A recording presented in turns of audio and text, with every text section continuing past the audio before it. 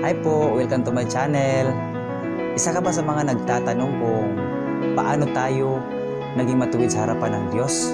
Kasi marami ang mga katuruan sa paiba-ibang mga nagtuturo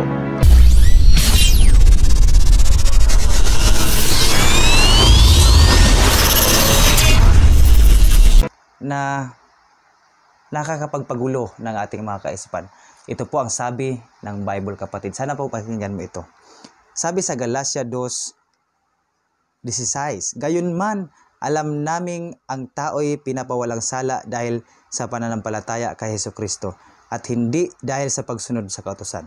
Kaya't kami rin ay sumasampalataya kay Kristo Jesus upang mapawalang sala sa pamamagitan ng pananampalataya sa Kanya at hindi sa pamamagitan ng pagsunod sa kautusan. Sapagkat ang tao'y hindi pinapawalang sala dahil sa pagsunod sa kautusan."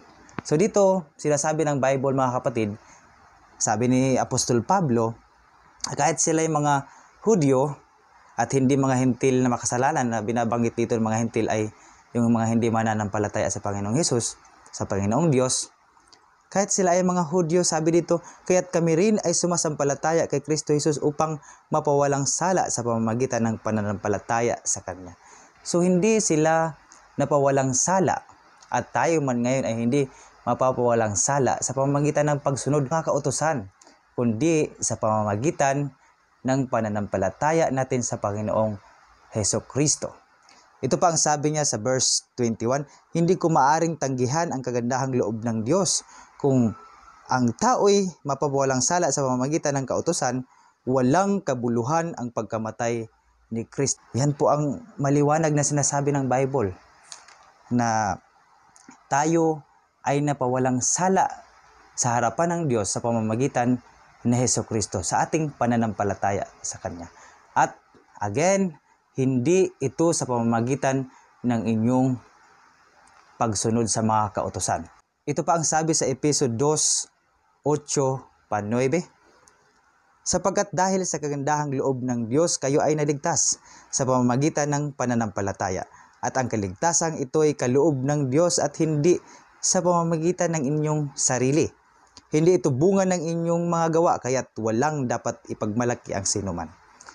So, mga kapatid, ginawa ito ng Diyos na maging matuwid tayo sa Kanyang harapan, mapawalang sala tayo sa ating mga kasalanan sa pamamagitan ni Hesukristo at hindi sa ating mga sarili, upang wala tayong maipagmamalaki sa Kanya. Hindi tayo makapagmayabang sa Kanyang harapan at sa ating kapwa-tao at sa ating sarili. Wala tayong maipagmamayabang dahil ang kaligtasan ay kagandahang loob ng Diyos o grasya.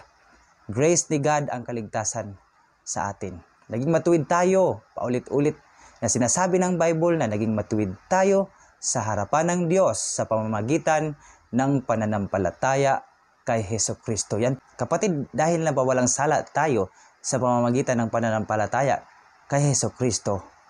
Ito ang sabi ng Bible sa verse 17 sa Galatia 2:17. "Ngunit kung kami nagsisikap na mapawalang sala sa pamamagitan ni Kristo ay matagpuang makasalanan pa. Nangangahulugan bang si Kristo ay tagapagtaguyod ng kasalanan?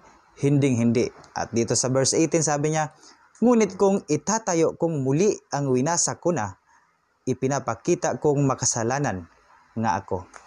At ito po ang maliwanag na sinasabi sa Bible, na kung pinawalang sala na tayo sa pamamagitan ni Hesukristo, dapat ay hindi na tayo nabubuhay sa dati nating mga pamumuhay. At dahil naging matuwid na tayo sa harapan ng Diyos, sabi sa Efeso 2:10, "Sapagkat tayo'y nilalang ng Diyos, nilikha sa pamamagitan ni Kristo Jesus upang iukol natin ang ating buhay sa paggawa ng mabuti. Iyan ang layuning pinili ng Diyos para sa atin noong una pa man." Kapatid, sinasabi ng Bible, bilang tayo ay follower ni Jesus Christ, tayo ay nananampalataya sa Kanya. Ito po ang Kanyang layunin sa atin, ang paggawa ng mga mabubuting bagay.